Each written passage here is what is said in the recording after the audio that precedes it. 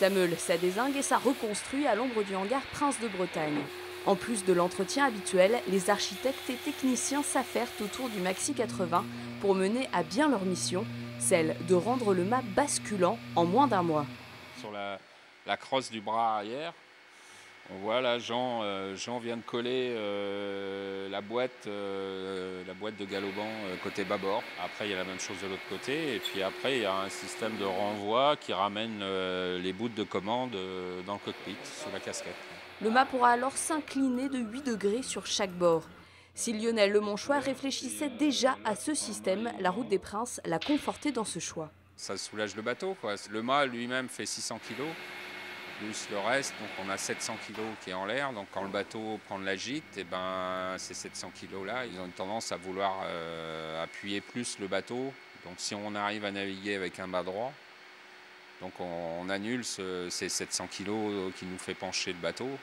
Donc forcément, on soulage la plateforme et le bateau va plus vite. C'est un gain de vitesse de combien à peu près? Entre 2 et 3 nœuds suivant les allures, ce qui est énorme.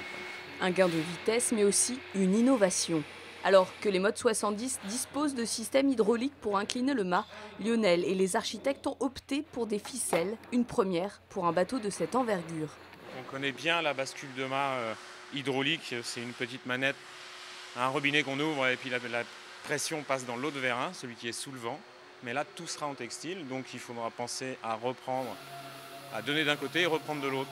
Ça s'est déjà fait sur d'autres bateaux, mais en moins démultiplié. C'est un peu stressant, mais c'est réalisable.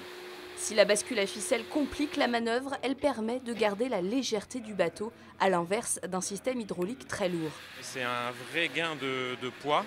Il me semble que l'évaluation avait été faite pour un mât basculant hydraulique 150 kg. Donc là, on va rajouter 5 kg peut-être. Donc 145 kg, c'est énorme.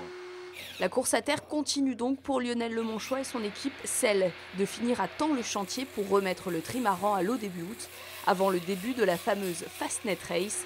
Prince de Bretagne se lancera au départ de Cowes face à 380 bateaux le 11 août prochain.